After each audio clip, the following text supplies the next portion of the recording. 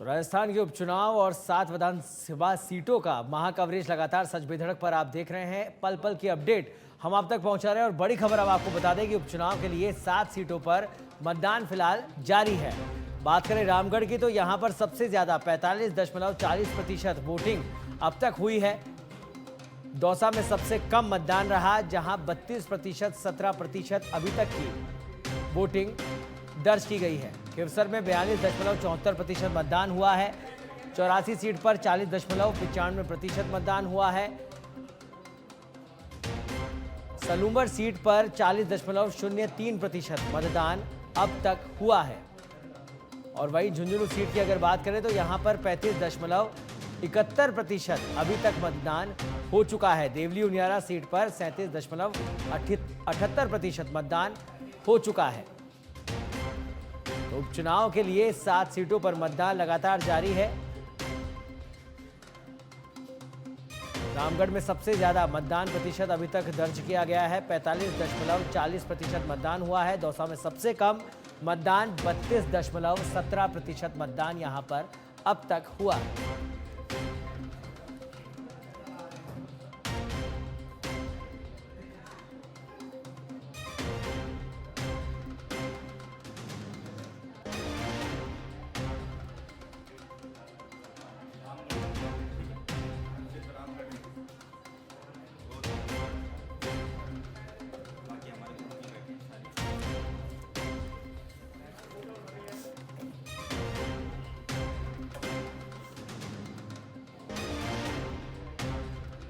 तो उपचुनाव के लिए 7 सीटों पर मतदान लगातार जारी है। सुबह 7 बजे से यह मतदान शुरू हुआ था, जो कि 6 बजे तक अभी चलने वाला है। फिलहाल अभी तक का मतदान प्रतिशत हम आपको बता रहे हैं इस समय आपकी टीवी स्क्रीन पर, जहां पर खिवसर की अगर बात करें तो 42.74% मतदान अब तक यहां पर हो चुका है। 84 सीट पर 40.95% मतदान हुआ है। सलूंबर सीट पर 40.03% मतदान यहां पर दर्ज किया गया है। झुंझुनू सीट पर 35.71% मतदान हुआ है। देवली उनियारा सीट पर 37.78% मतदान। तो अभी लगातार अब मतदान प्रतिशत बढ़ता हुआ नजर आ रहा है। 7 विधानसभा सीटों पर उपचुनाव राजस्थान में हो रहे हैं। रामगढ़ में सबसे ज्यादा 45.40% वोटिंग दर्ज की गई है।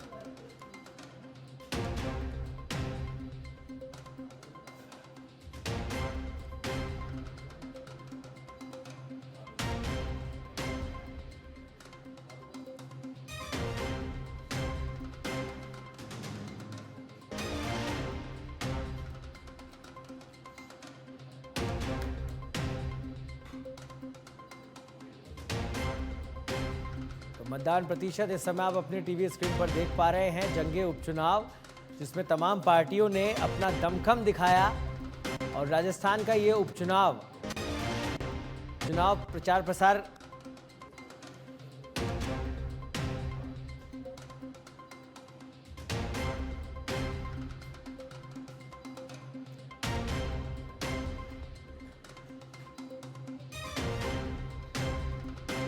पिछले कई चुनाव का बीगावास के ग्रामीणों ने कर रखा है चुनाव बहिष्कार। मुंडली की ढाणी के ही लोगों के मात्र 9 मत पड़े हैं। तो बूथ संख्या 158 पर बीगावास गांव के लोगों ने चुनाव का बहिष्कार किया। लोगों ने चुनाव का बहिष्कार किया है, अपना मत यहां पर किसी को भी नहीं दिया है। तो बीगावास गांव के ग्रामीणों की मांग है कि ठीकरिया से हिंगोठिया में सम्मिलित होने की उनकी मांग है। पिछले कई चुनाव का वो बहिष्कार कर चुके हैं। बीगावास के ग्रामीणों ने कई बार चुनाव का बहिष्कार किया है। मुंडली की ढाणी के ही लोगों के मात्र 9 मत यहां पर अब तक पड़े हैं।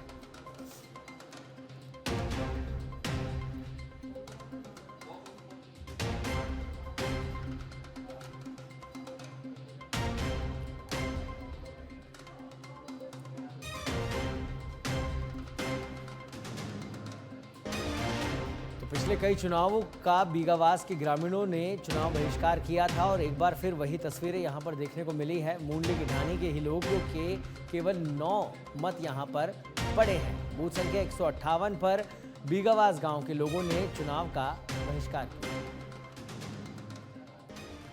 विधानसभा उपचुनाव को लेकर आज मतदान जारी है। सुबह 7 बजे से लेकर शाम 6 बजे तक मतदान होगा।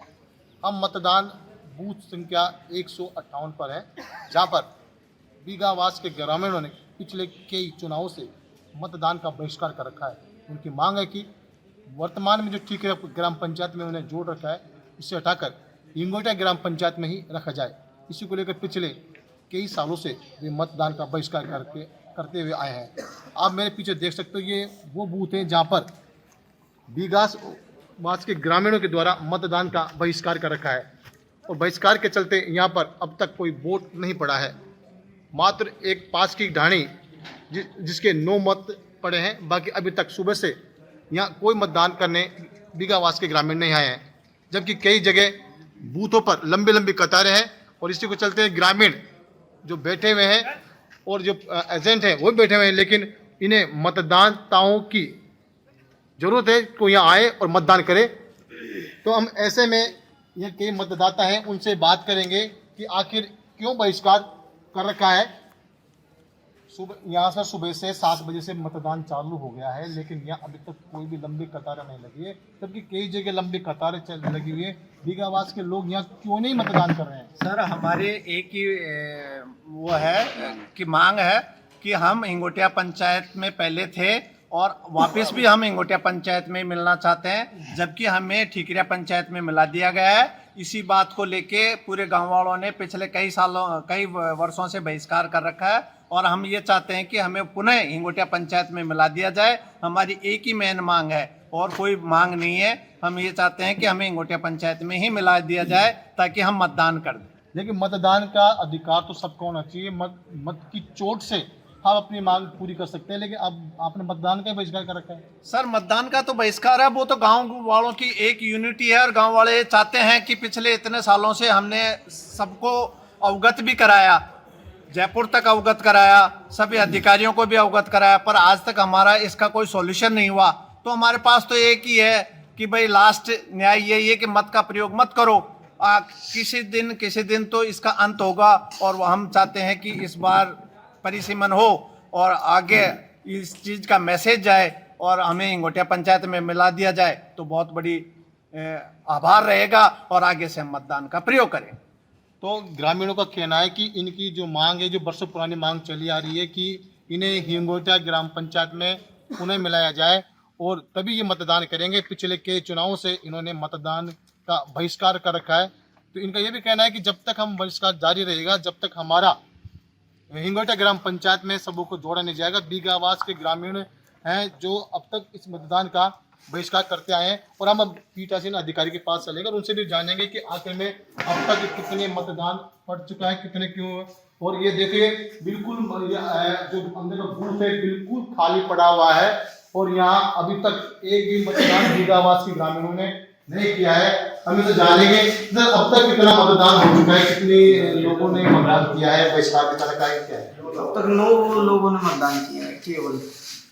कहाँ के हैं लोग? बीगावास के कोई ग्रामीण आए हैं? बीगावास के ही हैं, मुरली कुछ एरिया है वहाँ से आए बस 9 लोग वोट करने के लिए बस। तो लोग इनका भी कहना है कि मात्र 9 वोट पड़े हैं, जो बीगावास गांव के नहीं, पास के ही एक ढाणी है, उस गांव के मतदाता हैं जिन्होंने अभी मात्र 9 मतदान किया है। वो करीब समय भी 11 बजे के आसपास का हो चुका है और उसके बावजूद भी यहाँ मतदान नहीं हुआ है। तो कहीं ना कहीं लोगों में इसको लेकर नाराजगी है कि इनका जो पिछले कई चुनावों से मांग चली आ रही है कि इनको वापस हिंगोटिया ग्राम पंचायत में जोड़ा जाए, लेकिन कहीं ना कहीं प्रशासन और सरकार की भी जिम्मेदारी बनती है कि इन लोगों की जो मांग है, वाजिब मांग है, उसे माना जाए। विष्णु आशीर्वाद, सच में धड़क, दौसा। तो लोकतंत्र के महापर्व के दिन अगर इस तरह की तस्वीरें सामने आ रही तो बेहद चिंताजनक है और शासन प्रशासन को कहीं ना कहीं सोचने की जरूरत भी है। फिलहाल लगातार राजस्थान के जो उपचुनाव है उन पर लगातार चर्चा जारी है। पल पल की अपडेट आप सच बेधड़क पर देख पा रहे हैं। चर्चा कर रहे हैं कि चुनाव प्रचार प्रसार किस तरह से चला और उपचुनाव की अब क्या तस्वीरें यहां पर देखने को मिल रही है। जनता क्या सोचकर, क्या दिमाग में रख के अपने मताधिकार का प्रयोग कर रही है और 10 दिन बाद क्या परिणाम आने वाले हैं, उन तमाम विषयों पर, मुद्दों पर चर्चा इस समय हो रही है। और चर्चा को आगे बढ़ाने के लिए मेरे साथ मेरे मेहमान इस डिबेट में जुड़ चुके हैं, जिनसे आपको मुखातिब करा देते हैं। हमारे साथ जुड़ गई हैं शिप्रा जी, जो कि राजनीतिक विश्लेषक है। मैडम, बहुत बहुत स्वागत है आपका। साथ ही मेरे साथ जुड़े हैं नितिन सारस्वत जी, जो कि कांग्रेस से प्रवक्ता है। नितिन जी, बहुत बहुत स्वागत आपका। मेरे सहयोगी लाल सिंह फौजदार मेरे साथ जुड़ गए हैं और मेरे सहयोगी प्रमोद शर्मा भी मेरे साथ जुड़ गए हैं। आपका भी बहुत बहुत स्वागत है। और सबसे पहले मैं नितिन जी आपके पास आना चाहूँगा और ये जानना चाहूँगा कि क्योंकि लगातार चर्चाएं चल रही थी, चाहे चुनाव प्रचार से ही चर्चाएं शुरू हो गई थी कि कांग्रेस के पास खोने को बहुत कुछ है, पाने को बहुत कुछ कम है। और इस चुनाव प्रचार के दौरान एक पैटर्न भी देखने को मिला जो आप लोगों ने किया और वो धरातल पर नजर भी आया कि आपके जो बड़े चेहरे थे उन्होंने दूरी बना रखी थी। ये पैटर्न आखिर क्यों इस्तेमाल किया गया? क्या नए चेहरे तैयार करने की तैयारी कर रही है कांग्रेस? देखिए सौरभ जी, मैं सबसे पहले बताऊं कि इस चुनाव के अंदर जनता के पास, क्योंकि जनता ने पिछले 1 साल में खोया ही खोया है, तो जनता के पास एक पाने के लिए है। उन्होंने सबसे पहले जब ये सरकार बनी उसके बाद में ही सबसे पहले अग्निवीर मंत्री बनाया और अग्निवीर मंत्री बनाने के बाद में भी जब भाजपा में कोई सुधार नहीं हुआ, इनके प्रशासन में कोई सुधार नहीं हुआ, तो उन्होंने अग्निवीर मंत्री के बाद में उन्होंने लोकसभा में इनको दिखाया कि शायद अब सुधर जाए। लेकिन उसके बाद में भी आपने देखा जिस तरीके से एक कैबिनेट मंत्री कहते हैं कि मैं मंत्री बनके शिकंडी हो गया, जिस तरीके से विधायक कहते हैं कि मैं छोटा सा काम नहीं कर पा रहा, जिस तरीके से बीजेपी के कार्यकर्ता, प्रदेश अध्यक्ष हर जगह कहते हैं कि हमारी नहीं सुनी जा रही, तो जनता की क्या सुनी जा रही होगी। जिस तरीके से आपने जनता को देखा कि चाहे तमाम हमारी जो स्कीम्स थी उन स्कीम्स को या तो कमजोर कर दिया गया या उनको बिल्कुल बंदी कर दिया गया, या तमाम जो गारंटी थी उनमें से एक भी गारंटी पूरी नहीं की गई। तो जिस तरीके से अराजकता का माहौल और उसके साथ साथ तो नितिन जी आखिर ऐसा क्यों कि गारंटियां तो आपने विधानसभा चुनाव से पहले ही दे दी थी लेकिन वो परिणामों में नहीं दिखाई दी। वादे आपने बहुत पहले कर दिए थे, परिणामों में कुछ उलट ही दिखाई दिया था। देखिए, मैं आपको ये करना चाहता हूँ सौरभ जी, आप बहुत ही वरिष्ठ हैं, आपने लगातार चुनाव राजस्थान के देखे होंगे। पहली बार ऐसा चुनाव हुआ कि मात्र 1% वोटों से इन लोगों ने इतनी बड़ी बड़ी बातें, इन्होंने बंटवारा किया। इन्होंने कहा कि हम 12,000 रुपए किसानों को दे देंगे, पेट्रोल डीजल हरियाणा के बराबर कर देंगे, मगरमच्छों को पकड़ लेंगे, ये भर्तियां निरस्त कर देंगे, आरपीएससी को भंग कर देंगे, तमाम ऐसी बड़ी बड़ी बातें कही। और उसके बाद में हुआ क्या? हुआ ये कि खुद जो आपदा मंत्री है वो केवल अपने भाई को जिताने के लिए, पूरी मंत्री केवल एक मंत्री के भाई को जिताने के लिए जुट गई, जबकि जहां पे किसान परेशान थे, बुआई का सीजन था, ना उनको बिजली मिल रही थी, ना खाद मिल रही थी, आपदा अलग से उनके ऊपर आई पड़ी थी, वहां पे कोई सुनने वाला नहीं था। खुद सरकार के मंत्री बोल रहे हैं कि हम लोग शिकंडी हो गए, खुद विधायक कह रहे हैं कि हमारी नहीं सुनी जा रही, खुद कार्यकर्ता कह रहे हैं कि ऐसी हालत है कि ऐसी अराजकता हमने देखी। केंद्रीय मंत्री के रिश्तेदार को हटा दिया जाता है क्योंकि वो इस तरीके की हिंसा सामने आती है, और स्वास्थ्य मंत्री कहते हैं मेरा काम नहीं है, तो मुख्यमंत्री का काम है। उसके बाद में सोचिए इस तरीके की खींचतान अगर किसी प्रदेश के अंदर है, और जब आपने पर्ची से सरकार बनाई और तमाम भ्रष्टाचार हम देख रहे हैं हर जगह, और कह रहे हैं कि केवल ब्यूरोक्रेसी का राज चल रहा है, कोई जन सुनवाई नहीं हो रही है, कार्यकर्ताओं की सुनवाई नहीं हो रही है, आम जनता तो बहुत दूर की बात है। तो अब पब्लिक ने पहले एक अग्निवीर मंत्री बनाया, फिर लोकसभा में इनको सबक सिखाया। ठीक है, लेकिन मेरा सवाल नितिन जी शायद आपने सुना नहीं या आप समझ नहीं पाए। मैं ये जानना चाह रहा हूं कि आपने जो एक नया पैटर्न इस्तेमाल किया चुनाव प्रचार के दौरान कि बड़े चेहरों की दूरी थी और नए चेहरे बनाए जा रहे थे, मैं उस पैटर्न को जानना चाह रहा हूं।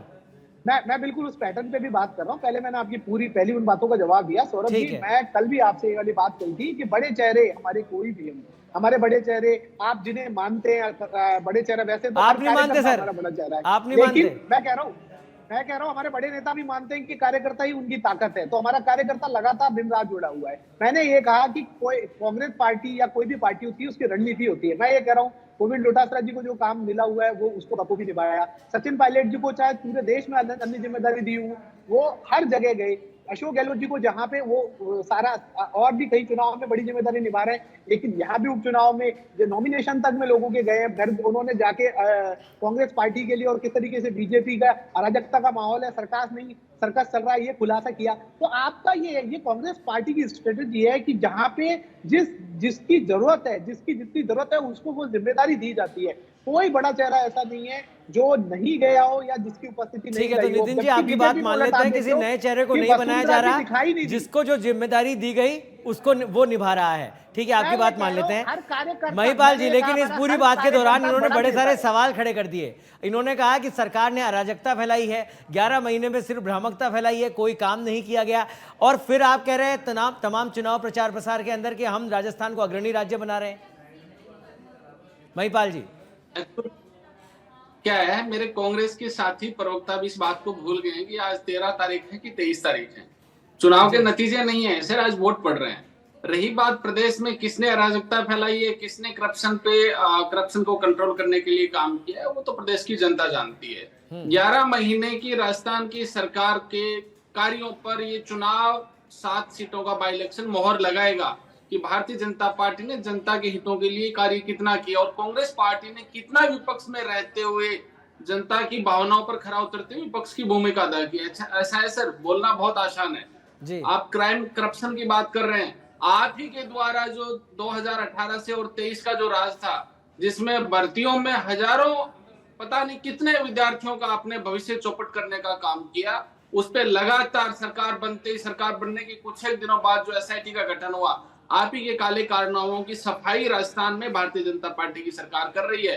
और ये तिलमिलाहट कांग्रेस को इसलिए है कि कांग्रेस का जो पतली जो करप्शन की चादर थी उस पर भारतीय जनता पार्टी का जबरदस्त हथौड़ा चल रहा है और प्रदेश की जनता अप्रिशिएट कर रही है। रही बात किसानों की, बात करने वालों को कहना चाहता हूं, किसानों पे आपने की होती राजनीति। राजस्थान में भारतीय जनता पार्टी की सरकार बनते ही ईआरसीपी का सबसे बड़ा जो मामला था, जो 14 जिलों को बड़ी सौगात मिलने वाली थी, राजस्थान की सरकार ने एमओयू किया, मध्य प्रदेश देश की सरकार और राजस्थान की सरकार ने मिलकर। झुंझुनू में भी उपचुनाव है, यहाँ भी यमुना जल समझौता राजस्थान की सरकार ने हरियाणा की सरकार के साथ मिलकर किया, पर कांग्रेस पार्टी ने क्या किया? हरियाणा में कांग्रेस पार्टी का घोषणा पत्र था, उसमें ये कहा कि हमने यमुना जल समझौता जो भारतीय जनता पार्टी की सरकार ने राजस्थान में किया है उसको कैंसिल कर देंगे। अरे सर, प्रदेश जानता है किसानों के हितों की बात करना और किसानों के लिए काम करना, इन दोनों में कितना फर्क है। रही बात, तो कुल मिला के आप कहना चाहते हैं कि हमने किसानों की बात भी कही है और काम भी किया है, लेकिन कई मुद्दे इन उपचुनावों में नहीं दिखाई दे रहे थे। उस चर्चा पे भी हम लोग आएंगे। शिप्रा जी मेरे साथ जुड़ी हुई है। शिप्रा जी, सवाल यहीं से शुरू हुआ था और ये जानने का विषय है क्योंकि कहीं ना कहीं ये परिणाम भी तय करेगा कि राजस्थान में उपचुनाव के क्या परिणाम आएंगे। पैटर्न किस तरीके का आपने देखा? सबसे पहले कांग्रेस की बात कर लेते हैं। जिस तरह से चुनाव प्रचार प्रसार किया गया, नितिन जी ने अपना जवाब दे दिया था कि जिनको जो जिम्मेदारी दी गई उसने वो काम किया है। आप क्या इसी रूप में देख रही है इसको? देखिए, मुझे लगता है कि एक तरह से वो पक्ष जो है वो बहुत मजबूत पक्ष है कि जब कार्यकर्ता को ही आप असल प्रतिनिधि मानते हैं और बड़े और छोटे की बजाय इस बात पर फोकस करते हैं कि किस तरह से वहाँ की जो जनता है उसको कैसे आप मोबिलाइज कर पाएंगे। तो जिसको जितनी जिम्मेदारी पार्टी के भीतर में दी जाती है वो निभाया जाता है। तो ये पार्टी का निर्णय होता है उस पर टिप्पणी करना या ना करना, क्योंकि ये मैं व्यक्तिगत तौर पर ये मानती हूँ कि और बड़ा नेता कहना या किसी को छोटा नेता कहना, ये थोड़ा सा एक लोकतांत्रिक तरीके में मेरे ख्याल में जायज नहीं है। तो मैं पहली बात तो इस बात से सहमत हूँ कि जो जिम्मेदारी दी जाए वो निभा पाए और वहाँ के जो समीकरण होते हैं वो तो पार्टी के अपने जो स्ट्रैटेजी होती है उसके मुताबिक चलती है। मुद्दा जो बहुत इंपॉर्टेंट मुद्दा है जो आप अपने चैनल के माध्यम से जो चीज़ दिखा रहे हैं, और पिछले चुनाव में भी मुझे लगता है कि ऐसे मुद्दे जो है जो आप चैनल्स के माध्यम से जब आगे आते हैं कि मतदान की जो प्रक्रिया होती है, जो चुनाव की प्रक्रिया होती है, उसमें जनता के हित की बात, क्योंकि आप देखिए पिछले अभी इन चुनावों में भी हमने देखा कि टोंक की बात हो या और जगह की बात है कि जब रैलियां हो रही हैं और जब प्रतिनिधि जो दावेदार हैं वो जब जनता के बीच में जा रहे हैं तो जनता के कड़े सवालों का सामना उनको करना पड़ रहा है, चाहे वो किसी भी पार्टी की तरफ से खड़े हों, और उनके जवाब जब आपके पास नहीं होते हैं तो वो वोट में किस तरह से रिफ्लेक्ट होंगे, वोटिंग परसेंटेज में किस तरह से रिफ्लेक्ट होंगे, ये एक बहुत बड़ा मुद्दा है। अगर आप इतने छोटे छोटे से मुद्दे की पंचायत में कोई गांव शामिल होना चाहता है तो वो ये तरीका अपनाता है कि हमें मतदान का बहिष्कार करना है। पिछले चुनाव में, मुख्य चुनावों में करीब 1 दर्जन से ज्यादा गांव ऐसे थे पूरे राजस्थान में जिन्होंने कि चुनाव का बहिष्कार किया। आज तक हमारे पास या हम जितने भी विश्लेषक बैठे हैं, क्या हमने कभी उस तरह के एनालिसिस करने की कोशिश की कि ये तरीका लोकतंत्र में, क्योंकि वो तो पाँच साल में एक ही बार उनको मौका मिलेगा अपनी बात कहने का। शिप्रा और जी, अगर मैं वो आपके संज्ञान में ला दूं कि लगातार सच बेधड़क ने खबरें भी दिखाई और जो ग्रामीणों की मांग थी, जो समस्याएं थी, उन पर हमने डिबेट भी करी, प्रशासन तक, शासन तक वो बात भी पहुंचाई। और वाकई में ये बेहद गंभीर विषय है कि लोकतंत्र के अंदर कहीं किसी गांव में, किसी ढाणी में अगर समस्या है और समस्या का समाधान यहां ढूंढा जा रहा है कि वोट नहीं दिया जाए, तो ये समस्या और गहरा जाती है, जिसके बारे में शासन प्रशासन सबको सोचने की जरूरत है। जी बोलिए। आपकी कॉन्वर्सेशन रिफ्लेक्ट ठीक है, चर्चा जारी रखेंगे शिप्रा जी। फिलहाल एक बड़ी खबर दर्शकों को बता दें, इस वक्त की बड़ी खबर आपको बता दें, राजस्थान विधानसभा उपचुनाव से जुड़ी हुई बूथ संख्या 158 पर बीघावास गांव के लोगों ने किया चुनाव का बहिष्कार। बीघावास गांव के ग्रामीणों ने मांग रखी है, आपको बता दें, ठीकरिया से हिंगोठिया में सम्मिलित होने की मांग रखी है और उसी मांग को लेकर चुनाव का बहिष्कार किया है। तो 84 उपचुनाव पर मतदान का अपडेट अब आपको बता देते हैं। एक और बड़ी खबर, जहां 84 सीट पर 3 बजे तक 55.28% मतदान हुआ है। कई मतदान केंद्र पर सुनसान नजारा देखा गया और कहीं कहीं लंबी कतारें यहां देखने को मिली। कुछ बूथों पर इक्का दुक्का बूथ ऐसे रहे जहां इक्का दुक्का ही मतदाता नजर आए। 251 बूथ केंद्रों पर मतदान यहां पर हो रहा है।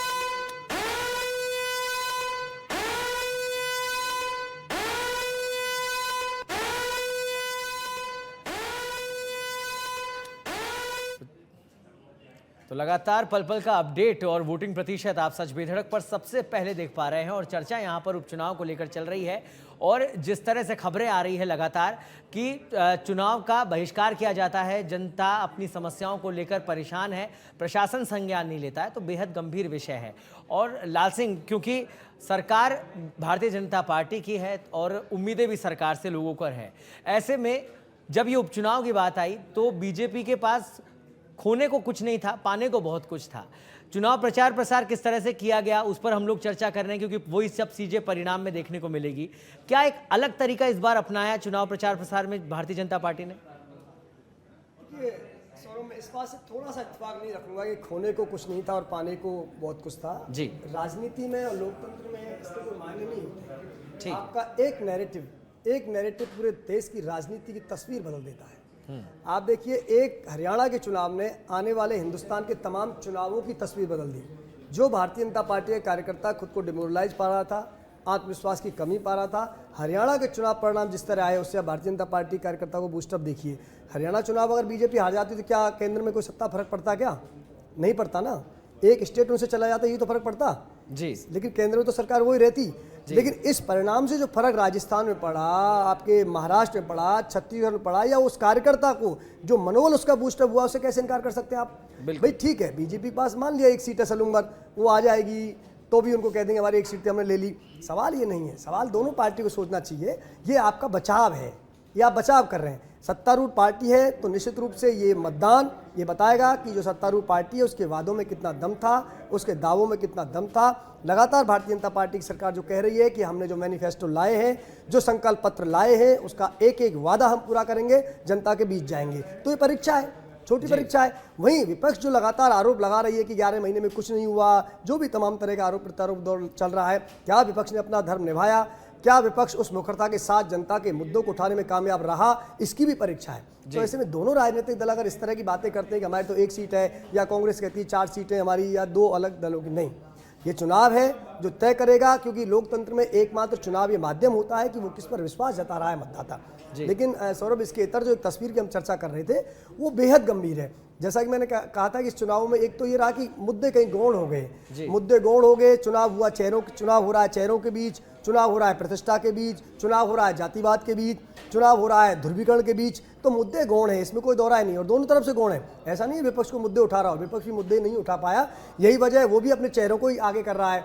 तो अब दिक्कत है कि मुद्दे गौण हो गए, लेकिन अब जो तस्वीर आती है, पिछले विधानसभा चुनाव भी जब ये तस्वीर आई थी, सौरभ, हमने चर्चा कर रही थी कि ये लोकतंत्र के लिए शुभ संकेत नहीं है कतई भी। एक तरफ जहां एक मतदाता के लिए चुनाव आयोग एक अपना मतदान केंद्र बना सकता है कि वो मतदाता अपना मतदान कर सके, एक और जाकर कहीं व्यवस्था नहीं है तो नावों से मतदाता पहुंच रहे हैं, उनके लिए व्यवस्था की जाए। लेकिन एक तरफ पूरा गांव का गांव चुनाव का बहिष्कार कर दे और इस विषय को लेकर के उनको जिस पंचायत में जुड़ना चाहते हैं उसमें ना जोड़ के दूसरे पंचायत में जोड़ दिया गया है। तो सोचना होगा हमारे हुक्मरानों को, तमाम उन लोगों को कि आखिर वजह क्या है। भाई आप या तो कन्विंस करिए ना जी, या तो ग्रामीणों के पास जाइए, उनसे बात करिए, कन्विंस करिए उनको, जी। नहीं कर पा रहे हैं उनकी मांग को मानिए। लेकिन ये तस्वीर आती है कि लोकतंत्र के इस महापर्व में अगर वो अपनी आहुति नहीं दे पा रहे हैं तो ये सवाल खड़ा होता है प्रशासन पर, सरकारों पर। यही नहीं, आप देखिए कई जगह सड़क नहीं है इसलिए बहिष्कार कर दिया, कहीं कोई नाली नहीं बन पा रही इसलिए बहिष्कार कर दिया। अरे बहुत छोटी छोटी बातों पर वो कर रहे हैं बहिष्कार, तो उनका दर्द तो समझना होगा। क्या भाई आजादी के बाद आप सड़क नहीं दे पाए क्या उस गांव में?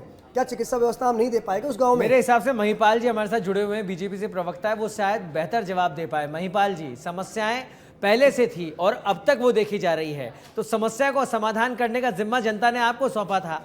अगर नहीं हो पा रहा और चुनाव बहिष्कार देखने को मिल रहा है तो बड़ा प्रश्नवाचक चिन्ह लग जाता है सर व्यवस्था पर।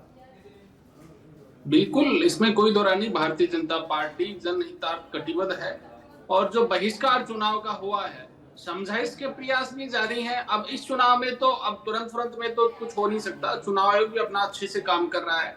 सर बात समझाइश की नहीं थी, बात की समाधान की। समस्या पहले से चली आ रही हुई है और प्रयास करेंगे कि भविष्य में प्रदेश में ऐसी स्थिति कहीं पैदा नहीं हो कि किसी कारण से गांव के गांव चुनाव से अपने आप को दूर कर लें। ये स्थिति लोकतंत्र के लिए अच्छी नहीं है, इसमें कोई दो राय नहीं है। यहाँ भारतीय जनता पार्टी, कांग्रेस या किसी अन्य दलों की बात नहीं है। ये भी कोई मतदाता और वो भी संख्या आपकी हजारों में हो और वो मतदान का बहिष्कार करे तो ये लोकतंत्र के लिए स्वच्छ परंपरा नहीं है। उसमें कहीं भी ग्रामीणों की भावनाओं को ध्यान में रखते हुए जो फैसला लेना होगा, सरकार अपने स्तर पे अच्छा फैसला लेगी। ठीक है, तो सर क्या माना जाए महिपाल जी? आज वो आश्वासन मैं आपसे चाहता हूं क्योंकि सरकार आपकी है। क्या माना जाए कि जहां जहां ऐसी अव्यवस्था देखने को मिल रही है, जहां जहां समस्या जहां देखने को मिल रही है, चुनाव का बहिष्कार हो रहा है, वो तमाम समस्या आने वाले दिनों में समाप्त हो जाएगी? जैसा आपने कहा अभी त्वरित में तो कुछ हो नहीं सकता। मुझे पूरा विश्वास है कि अभी कुछ देर में जो ग्रामीण जन तैयार हो जाएंगे आज तो वोट कास्ट करने के लिए।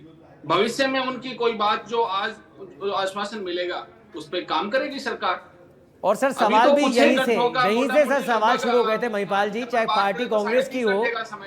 ठीक है, मैं जारी है प्रशासन के द्वारा भी, चुनाव आयोग के द्वारा भी जी। और मुझे लगता है कि ग्रामीण जन विश्वास पे सरकार और चुनाव आयोग, प्रशासन, सारे लोग विश्वास दिलाने पे जुटे हैं और यही उम्मीद जनता भी रखती है, हम भी रखते हैं और हम यही अपील भी करते हैं कि आज इस लोकतंत्र का महापर्व बनाया जा रहा है और अधिक से अधिक संख्या में जनता पहुंचे और अपने मताधिकार का प्रयोग करे। चर्चा जारी रहेगी। फिलहाल वक्त हो चला एक छोटे से ब्रेक का, खबरें अभी जारी है, आप देखते रहिए सच बेधड़क।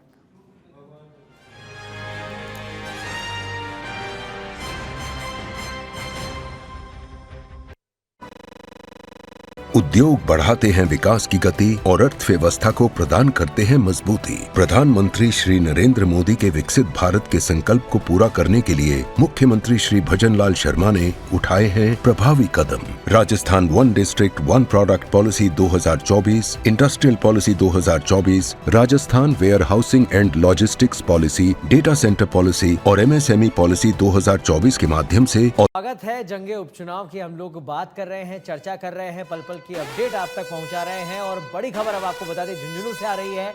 झुंझुनू विधानसभा उपचुनाव का अपडेट आपको बता दें 50% के करीब मतदान पहुंच गया है। दोपहर 3 बजे तक 49.47% मतदान यहां पर हुआ। अब सिर्फ 3 घंटे का मतदान समय शेष है।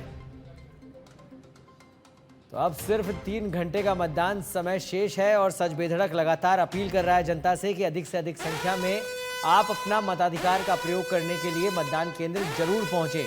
झुंझुनू का अपडेट हम आपको बता रहे हैं जहां पर 50% तक मतदान हो चुका है। गोविंदगढ़ के बारौली में पकड़े गए 4 फर्जी मतदाता, ये बड़ी खबर हम आपको बता रहे हैं। हरियाणा के रामगढ़ वोट डालने आए थे फर्जी मतदान कर्मी। गोविंदगढ़ के बारौली में पकड़े गए हैं ये 4 फर्जी मतदाता। हरियाणा से रामगढ़ वोट डालने आए थे फर्जी मतदान कर्मी। स्कॉर्पियो गाड़ी में सवार होकर ये फर्जी मतदाता यहां पर आए थे। पुलिस ने चारों फर्जी मतदाताओं को हिरासत में लिया है। रामबास में भी महिला कर्मी ने बुर्का पहनकर फर्जी वोट किया था। तो आपको बता दें फर्जी वोट डालने की कोशिश की गई बुर्का पहन के, लेकिन प्रशासन की सतर्कता के चलते चारों को गिरफ्तार कर लिया गया है और अब वापस से चर्चा पर लौटते हैं। चर्चा हो रही है उपचुनाव की और क्या सोचकर आज मतदाता मतदान कर रहा है, और राजस्थान में क्या वाकई में एक बार फिर से चुनाव परिणाम चौंकाने वाले रहेंगे। तो तमाम विषयों पर हम लोग चर्चा कर रहे हैं। तमाम साथी मेरे साथ जुड़े हुए हैं। और लाल सिंह, मैं आपसे यही सवाल कर रहा था कि जिस तरह की तस्वीरें इस समय पूरे राजस्थान में देखने को मिल रही है, समस्या जो है वो जस की तस बनी हुई है। मुद्दे यहाँ देखने को नहीं मिले। तमाम चुनाव प्रचार प्रसार, चाहे वो कांग्रेस ने किया हो या फिर बीजेपी ने किया हो, ना मुद्दे देखने को मिले, ना विचारधारा देखने को मिली। तो मिला क्या? ग्राउंड पर आप मौजूद थे, वो तस्वीरें क्या थी? देखो सौरभ, बिल्कुल इसमें कोई दोहराय नहीं है कि ये चुनाव, जैसे कि हम लगातार कह रहे हैं, भले ही उपचुनाव हो, लेकिन मिनी चुनाव क्यों बना? मिनी चुनाव इसलिए बना कि मुद्दे गौण हो गए, इसमें कोई दोहराय नहीं है। मुद्दे कहीं नजर नहीं आए, विचारधारा भी कहीं दिखी नहीं ज़्यादा। लेकिन क्या दिखा इस चुनाव में? इस चुनाव में दिखे दिग्गजों के चेहरे, इस चुनाव में दिखा जातीयवाद, इस चुनाव में दिखा ध्रुवीकरण, इस चुनाव में दिखा जो क्षेत्रीय छत्रप है वो अपनी साख को बचाने के लिए किस तरह लगातार जी तोड़ मेहनत कर रहे हैं, किस तरह दाव पेच चल रहे हैं। आप देखो सौरभ, एक एक सीट को उठा को देख लो। आप किसी सीट की चर्चा करेंगे ना, आप जैसे अभी चर्चा के दौरान मुझसे आप एक सीट का नाम ले दीजिए कि उस सीट के बारे में बताओ, तो वहाँ ना तो मुद्दे आपको नजर आएंगे, ना चेहरे नजर आएंगे। और एक बात और देखिए सौरभ, इस सीट की खास, इस चुनाव की खास बात ये भी रही कि वहाँ प्रत्याशियों के नाम की चर्चा कम है। आप देखो दौसा में मैं रहा, जब सीएम भजनलाल शर्मा का रोड शो था, उसके दौरान में रुका, मतदाताओं से बात की, तो वहाँ जगमोहन मीणा और डीडी वेरवा की बात ही नहीं, डीसी वेरवा की बात ही नहीं कर रहा है जी। बात किसी कर रहे हैं गुरुलाल मीणा की, सचिन पायलट की। आप अगर झुंझुनू सीट पर आ जाते हैं तो झुंझुनू में कोई दोनों प्रत्याशियों का नाम भी नहीं ले रहा है। नाम क्या ले रहे हैं? ओला परिवार का। जी, ओला परिवार की विरासत बचेगी या नहीं बचेगी? जिस परिवार ने करीब 26 बार चुनाव लड़ा हो, तमाम चुनावों को गिने, तो क्या वो अपनी विरासत बचा पाएंगे, नहीं बचा पाएंगे? बीजेपी अपनी स्ट्रेटेजी में सफल होगी, नहीं होगी? आप खींवसर आ जाइए, केवल चर्चा एक बात हो रही है, क्या हनुमान बेनीवाल अपनी आरएलपी पार्टी को बचा पाएंगे? एकमात्र विधायक होंगे अगर जीतते हैं, तो नहीं तो विधायक रहेगा नहीं विधानसभा में। कमोबेश हर विधानसभा की तस्वीर इसी तरह की है। रामगढ़, जिसकी चर्चा आप मेरे साथी प्रमोद से करेंगे, ज्यादा अच्छी तरह बता पाएंगे, वहां केवल चर्चा ये हो रही है। बिल्कुल, तो प्रमोद से पहले एक बार जान लेते हैं रामगढ़ की सीट का क्या आकलन, क्योंकि लगातार रामगढ़ की सीट पर कवरेज भी कर रहे थे प्रमोद, और वहां पर कहीं ना कहीं सहानुभूति कार्ड खेलने की कोशिश की कांग्रेस ने। क्या कुछ समीकरण वहां पर देखने को मिले? विस्तार से मैं आपसे जानना चाहूंगा। हाँ सौरभ जी, मैं आपको बताना चाहूँगा, कांग्रेस ने जो आर्य खान है, जुबैर खान जो स्वर्गीय हो गए, उनके जो बेटे, उनको टिकट दिया गया है और सहानुभूति का यहाँ पर खेल खेला है। अब ये जो कार्ड है कहाँ तक सफल हो पाएगा ये तो 23 तारीख के परिणामों के बाद पता पड़ेगा। लेकिन फिलहाल यहाँ पर जो मतदान का जो प्रतिशत है वो सबसे ज़्यादा है। 7 सीटों में अब तक सबसे ज़्यादा मतदान रामगढ़ सीट के अंदर, रामगढ़ विधानसभा के अंदर हुआ है। ये अपने आप में बहुत बड़ी बात है। वही भारतीय जनता पार्टी के द्वारा इस बार, जो पिछले बार जो चुनाव हुए थे उसमें जो सेकंड नंबर पर आए थे सुखवंत सिंह जी, जो निर्दलीय चुनाव लड़े थे, उस पर दाव खेला है। और आने वाले समय के अंदर 23 तारीख को जब पता पड़ेगा कि किसका यहाँ पर जीत हासिल होती है, उससे क्लियर हो जा पाएगा कि जनता ने किसका समर्थन किया है। ठीक है प्रमोद, अभी जो ये मतदान प्रतिशत आप बढ़ता हुआ देख रहे हो और सबसे आगे रामगढ़ ही चल रहा है, क्या कारण मानते हैं? क्या ये टीकाराम जूली की जो प्रतिष्ठा यहाँ पर बनी हुई थी वो वजह है? क्या सुखवंत सिंह वजह है? क्या वजह क्या देख पा रहे हैं आप इसके पीछे? देखिए सौरभ जी, मैं आपको बताना चाहूँगा, अगर इसको एक एंगल से देखें, प्रशासन के एंगल से देखें, तो वहाँ का जो स्थानीय प्रशासन रहा वो ज़्यादा सतर्क रहा। उसने ज़्यादातर जो लोगों को जागरूक किया, मतदाताओं की ज़्यादा से ज़्यादा अपने घरों से बाहर निकले और वोटिंग करें, एक ये कारण हो सकता है। इसके अलावा जो मतदाताओं को जो ध्रुवीकरण है वो इसका सबसे बड़ा इफेक्ट हो सकता है, जिसके चलते ज़्यादा जो मतदान का है प्रतिशत वो बढ़ा है। और ऐसे में दोनों ही दलों के लिए काफ़ी फायदेमंद है अगर प्रतिशत बढ़ता है तो। जी सौरभ जी, और ये जो सहानुभूति कार्ड है वो एक बड़ा विषय बना हुआ है, या फिर हम लोग बात कर ले, सलूमर की बात कर ले, सहानुभूति कार्ड वहाँ भी चला गया, मुद्दे गौण थे, ये तमाम चर्चाएं चल रही है। इन कार्डों को लेकर आप क्या देखते हैं कि एक बड़ा अलग तरीके का परिणाम देखने को मिलेगा? शिप्रा जी, आपसे ये इस चीज़ का जवाब जानना चाहूँगा मैं। देखिए, जहाँ पोलराइजेशन है, जहाँ, क्योंकि भूपेंद्र सिंह जी का भी एक बयान आया था बीच में कि धर्म और जाति के आधार पर ही रामगढ़ की जो उपचुनाव है उसके लिए खासतौर से उन्होंने कहा था कि धर्म और जाति का जो फैक्टर है वो यहाँ बहुत चलता है। तो जहाँ जहाँ ध्रुवीकरण है वहाँ आप देखेंगे कि लोगों में इमोशनली बहुत रिएक्टिव होते हैं वहाँ पर। तो इसलिए जो परसेंटेज हमें किक मिलता है वो उस वजह से शायद उस जगह ज़्यादा मिलता है। लेकिन बात, जो इम्पोर्टेंट बात इस पूरे चुनाव में, देखिए, बात ये नहीं है कि किसका भविष्य जुड़ा हुआ है, किस चेहरे का भविष्य जुड़ा हुआ है, किस परिवार का भविष्य जुड़ा हुआ है। हमें चिंता करनी पड़ेगी अपने प्रदेश के लोगों के भविष्य की। हमें कोई सरोकार नहीं है इस बात से कि कौन जीत कर आएगा, किस पार्टी का जीत कर आएगा। बात यह है कि कौन ठीक से प्रतिनिधित्व कर पाएगा।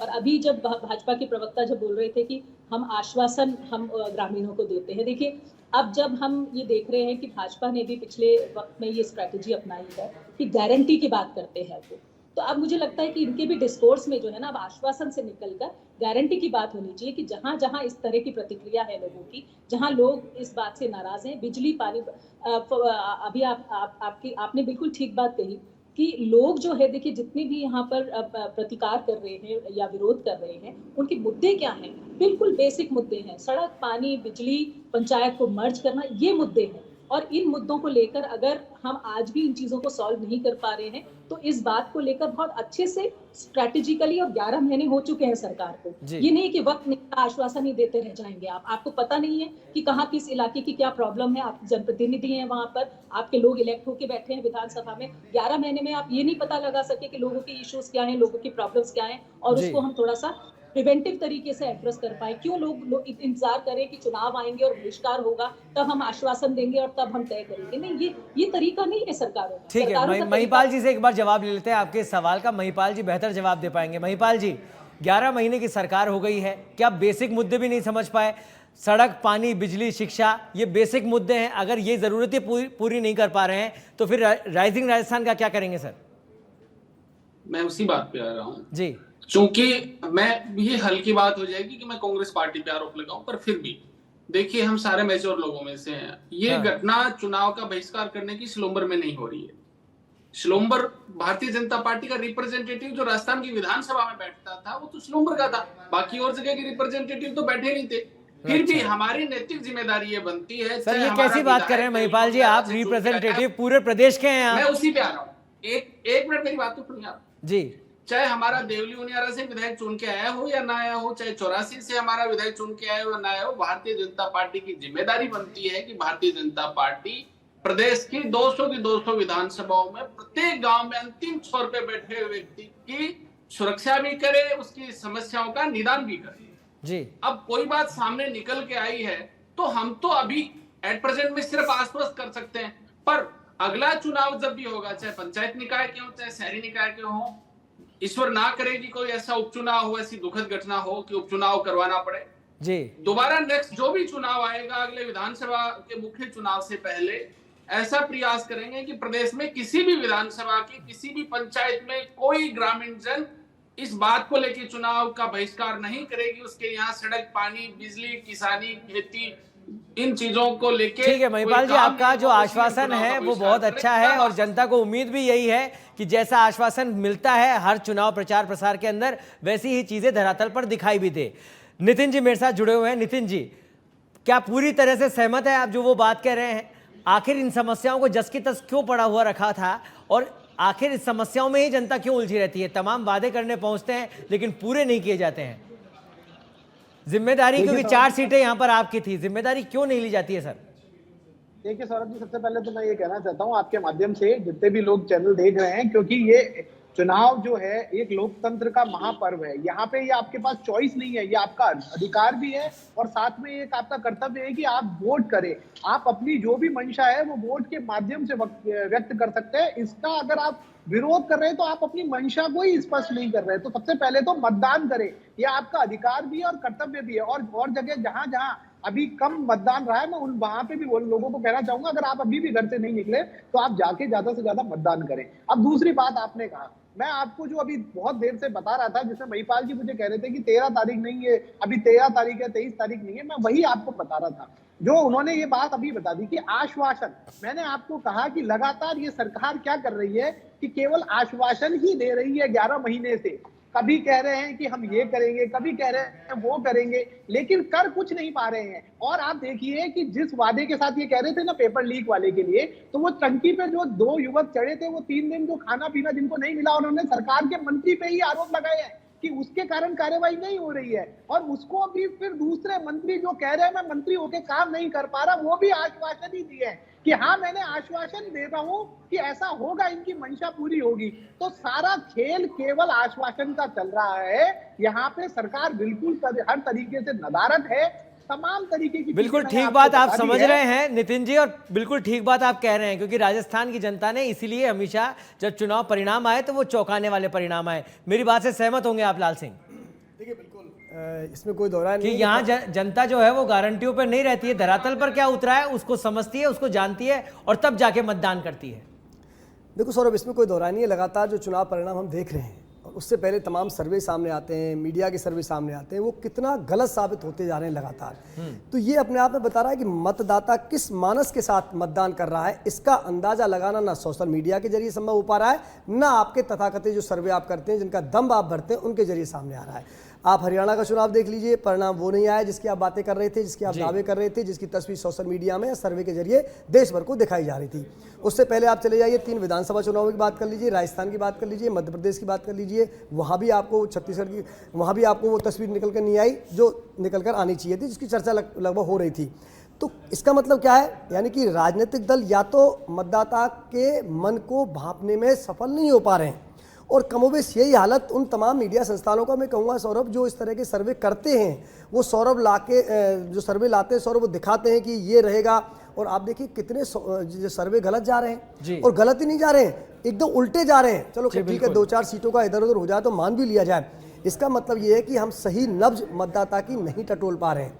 ये राजनीतिक दलों के साथ भी हो रहा है, हमारे साथ भी हो रहा है। इसका एक मतलब साफ संदेश है कि मतदाता समझदार हो गया है, मतदाता सोचकर मतदान करता है। शायद वो आपके इस तरह के माहौल से, सोशल मीडिया के जरिए बनाए गए माहौल से प्रभावित नहीं होता, वो आपकी गारंटियों के असर को भी बहुत ज़्यादा असर करके बेअसर कर देता है।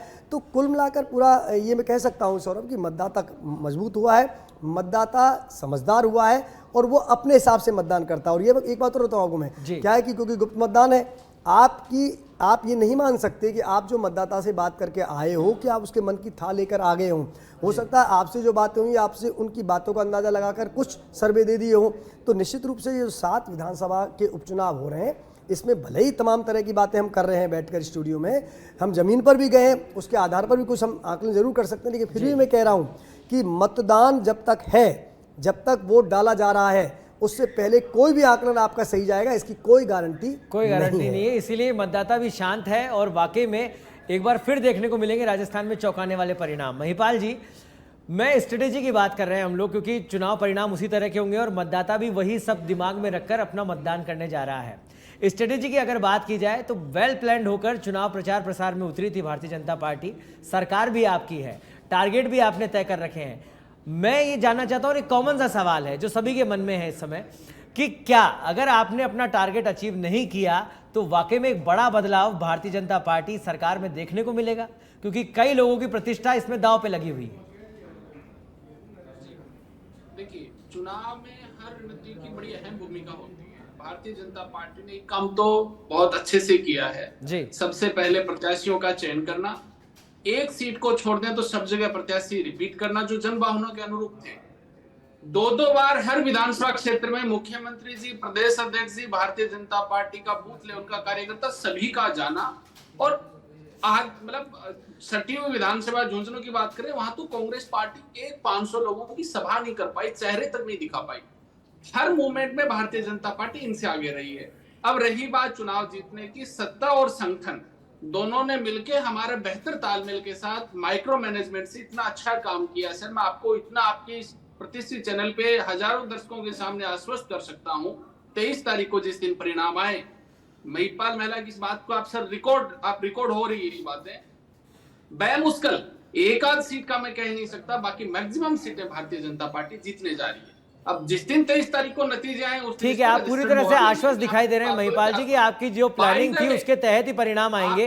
नितिन जी से भी मैं सवाल कर लेता हूं। नितिन जी, इस पूरी प्लानिंग के बीच में एक सवाल ये भी उठ रहा था, जब बात 84 सलूमर की हो रही थी या बात देवली उनियारा की हो रही थी, कि यहाँ पर भारतीय जनता पार्टी और कांग्रेस साथ मिलकर चुनाव लड़ रहे हैं। वो तीसरा जो कैंडिडेट है, या फिर कहे कि चाहे आरएलपी की बात हो, खिवसर की बात हो, या फिर सलूमर उनियारा के अंदर, देवली उनियारा के अंदर, या फिर और अन्य कैंडिडेट्स राजेंद्र गुड़ा की बात हो, तो वहां मिलकर चुनाव लड़ा जा रहा है, ये भी स्ट्रेटेजी है। देखिए सौरभ जी, सबसे पहले आपको ये कल भी मैंने कहा था कि कांग्रेस पार्टी जो राहुल गांधी जी के नेतृत्व में, माननीय खड़गे जी के नेतृत्व में, आप कभी भी ये भरोसा कर सकते हैं, जिन लोगों ने किसी भी तरीके का इतना उनके ऊपर शोषण किया गया, इतना उनको दबाया गया, हर चीज की गई हो, वहां पे किसी के साथ मिलकर ऐसा हो सकता है? कल भी आपने मुझे देवली उनियारा का सवाल किया था और मैंने आपको याद होगा सबसे पहले कहा था कि किसी भी पार्टी में कोई भी कार्यकर्ता हो उसके लिए सबसे पहले अनुशासन जरूरी है। और मेरी बात आज सही साबित हुई या नहीं हुई? आज हर चैनल कह रहा है कि हाँ अनुशासन में रहना चाहिए, जो मैंने कल रात को कहा था आपसे। मेरा ये कहना है कि अभी मेरे साथी प्रवक्ता ने कहा कि वहां पे अपना हमने मैनेजमेंट किया, माइक्रो मैनेजमेंट किया, बड़े बड़े लीडर को लेके गए। आपको याद होगा लोकसभा के अंदर, लोकसभा के चुनाव में तो मोदी जी चेहरा थे। यहाँ पूरे लोकसभा के अंदर, दौसा लोकसभा हो गया, तमाम लोकसभाओं के अंदर मोदी जी ने रैली की थी। अगर आप डिलीवर नहीं कर पाएंगे, आप कितना भी मैनेजमेंट कर लीजिए, आपकी डिलीवरी जरूरी है। अगर आपकी डिलीवरी की पोल आपके मंत्री खोल रहे हैं, विधायक खोल रहे हैं, प्रवक्ता खोल रहे हैं, कार्यकर्ता खोल रहे हैं, आपके जनता खोल रही है, तो आप कितना भी मैनेजमेंट कर लीजिए। आप समझिए हमारे यहाँ पे गांव में कागज है कि नितिन जी, मैं वो मैनेजमेंट जानना चाह रहा हूं आपसे कि आखिर आपका जो राष्ट्रीय गठबंधन है उसके साथ मिलकर चुनाव क्यों नहीं लड़ा गया? सीधा सीधा उसका जवाब दीजिए मुझे। देखिए, मैं इसलिए हर चुनाव की एक अपनी अलग स्ट्रेटेजी होती है। हमने कई लोगों को मनाने की कोशिश की। चुनाव में अपने हिसाब से चुनाव लड़ने का अधिकार सब लोगों को है। आगे जाके हमने तो इससे विपरीत जाके क्या नाम से बाहर से समर्थन भी दिया है। हमने अपोजिट में चाहा कि समर्थन दे, हम वहां पे हराने में सक्षम थे, हमने साथ मांगा। अगर वो बात नहीं बनी तो कांग्रेस पार्टी अकेले लड़ने में सक्षम थी। हर चुनाव की एक अपनी अलग स्ट्रेटेजी होती है। हमारी बातें जो थी, जो हमारी कि 10-11 महीने में जो यहाँ की जनता ने झेला है, उसको सामने लाना। और खुद बीजेपी के मंत्री कह रहे हैं कि कांग्रेस वालों के काम हो रहे हैं और बीजेपी के खुद के लोग कह रहे हैं हमारे काम ही नहीं हो रहे। तो अगर विपक्ष अपने काम करा पा रहा है तो अच्छा है ना, विपक्ष को ज्यादा से ज्यादा वोट मिले। आप क्यों नहीं चाहते विपक्ष को मजबूत होना जनता के? क्योंकि लास्ट में उद्देश्य तो जनता के काम होने हैं। सौरभ जी, क्या आप नहीं चाहेंगे कि जनता के काम हो? या आप इसमें भी ये चाहते हैं कि नहीं ऐसे लोगों को सत्ता दे दी जाए जो ठीक है सर, इसमें तो आपको भी तारीफ करनी चाहिए सरकार की कि अगर कांग्रेस का विधायक कहीं पर है और उसके काम हो रहे हैं तो ये तो जिसे कहा जाए बहुत बढ़िया तारीफ करने वाली बात होगी। तो मैं ये कह रहा हूँ, तो आप मजबूत होने देना चाहिए ना। इवन आपको खुद बोलना चाहिए कि हम लोगों को जब सरकार के मंत्री, संतरी, विधायक, कार्यकर्ता बोल रहे हैं कि हम काम नहीं करवा पा रहे और वही मंत्री बोल रहे हैं कि कांग्रेस के विधायक काम तो यही तो सवाल है सर कि पक्ष और विपक्ष मिलकर कई जगह पे काम कर रहा है। हम आ रहे हैं, ये बात, यही तो मैं बात कर रहा हूं सर कि पक्ष और विपक्ष जो सवाल इस समय चुनाव प्रचार प्रसार में आ रहे हैं सामने कि पक्ष और विपक्ष कुछ सीटों पर साथ मिलकर काम कर रहा है। शिप्रा जी शायद बेहतर जवाब दे पाएगी मेरे इस सवाल का। शिप्रा जी, मेरे लिए मुझे नहीं लगता कि आसान होगा इस बात का जवाब देना कि पक्ष और विपक्ष मिलके काम कर पा रहे हैं कि नहीं कर पा रहे। नहीं, सुबह से शिप्रा जी चर्चाएं चल रही थी तो वहां पर यही सामने आ रहा था कि खिवसर हो, चौरासी हो, देवली उनियारा हो, यहां पर कहीं ना कहीं कांग्रेस और बीजेपी साथ मिलकर चुनाव लड़ रही है क्योंकि नाम किसी एक पार्टी के व्यक्ति का ही सामने आ रहा है। अब इतनी अंदरूनी जानकारी तो मुझे नहीं लगता कि मैं सक्षम हूँ इस बात को कहने के लिए। अब ये पार्टी के जो लोग हैं वो बेहतर बता पाएंगे। ठीक है, वही बेहतर बता पाएंगे और बाकी बेहतर जनता बताएगी अपने मताधिकार का प्रयोग करने के बाद, और परिणाम जब आएंगे सबके सामने वो तमाम चीजें भी आ ही जाएगी। फिलहाल के लिए आप सभी का बहुत बहुत धन्यवाद इस चर्चा का पात्र बनने के लिए।